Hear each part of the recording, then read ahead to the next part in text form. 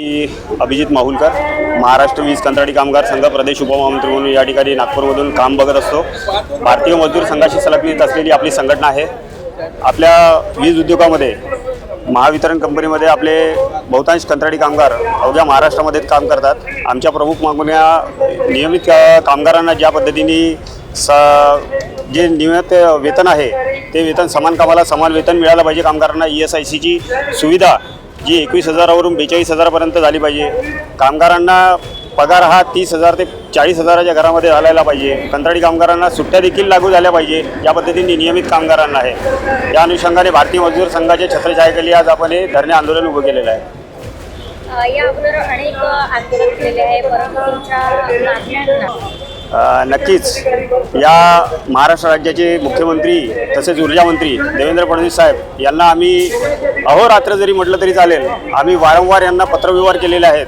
परंतु या अत्यावश्यक सेवेमध्ये काम करत असलेले महावितरणमध्ये कंत्राटी कामगार यांना ज्या पद्धतीने सुखसुविधा द्यायला पाहिजे त्या गोष्टींकडे देवेंद्र फडणवीसांना लक्ष देण्यासाठी वेळसुद्धा नाही।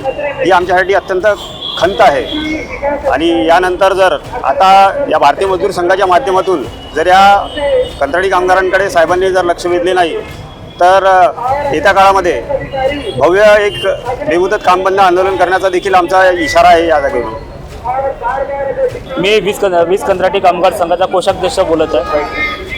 आपल्याला जीव आपण हा जसं सीमेवर जर कोणी जर मरण पावलं तर त्याला वीरगत म्हणतात, पण आमच्या लाईनीमध्ये जर कोणी जर वीरगतीला गेला तर वीरगत नाही, कंत्राटी कामगार म्हणून मरण पावला असं सांगतात। पण त्याचा पेमेंट हा फक्त आता 21,000वरच आहे।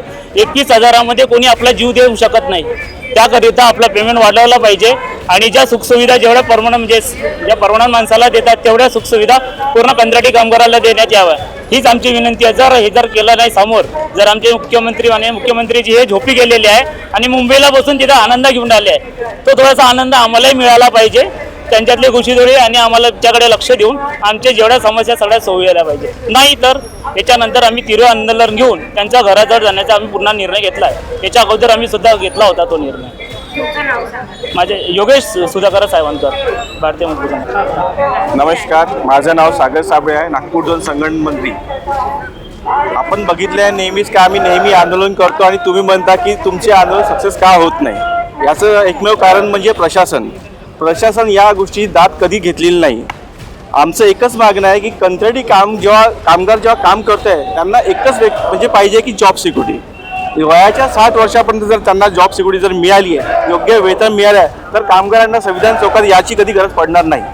मेन म्हणजे त्यांना ESI सुविधा, मेडिक्लेम ह्या सुविधा पण त्यांना आज उपलब्ध नाही आहे। काही प्रमाणात पुष्कळसे लोक कामगार ड्युटीवर मरण पावतात। आज रेग्युलर कर्मचारी जर मरण पावला त्याला 40 लाखाची एक अमाऊंट मिळते, पण एक आपला कंत्राटी कामगार जर मावला तर त्याला 4 लाख रुपये फेकून मारले जातात। तर ते खूप शोकांतिका आहे। माझं एकच म्हणणं आहे की सरकारपर्यंत आपण वारंवार साहेबांच्या, मुख्यमंत्री साहेब तथा ऊर्जा मंत्री साहेब यांच्या घरापर्यंत आम्ही पायी मोर्चा 15,000 लोकांना घेऊन चाललो आहे, तर तरी ते अजूनपर्यंत जागृत झालेलं नाही आहे।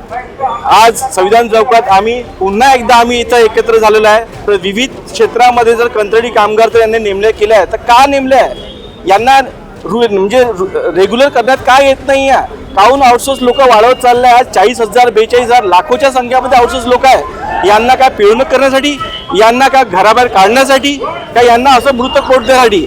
सरकारने या गोष्टीचा विचार केला पाहिजे। आज हरियाणामध्ये, छत्तीसगडमध्ये, MP मध्ये कंत्राटी कामगारांना एक हरियाणा पॅटर्न घेऊन त्यांना एक सेवा प्राधान्य केली आहे। त्याच्यामध्ये 5 IAS अधिकारी मिळून त्यांनी एक संघटना चालू केली आहे, त्यांचा एक वीज मंडळ प्रस्थापित केला आहे। आमचं एकच म्हणणं आहे का हेच मंडळ महाराष्ट्रात लागू जर झालं, जसं माथाडी आहे, माथाडी एक मंडळ आहे, एक आपलं ST महामंडळ आहे, तसं एक कंत्राटी विद्युत मंडळ जर स्थापित केलं तर आज जेवढे 40,000 लोक आज आमचे आहे त्यांचे घर परिवार आज सुखसोयीने समृद्धीने राहतील, योग्य राहतील आणि त्यांना सुखसुविधा मिळेल। आमचं एकच म्हणणं आहे की हरियाणा पॅटर्न लागू करा आणि किंवा समान काम समान वेतनानुसार पेमेंट देण्यात यावं, एवढंच माझं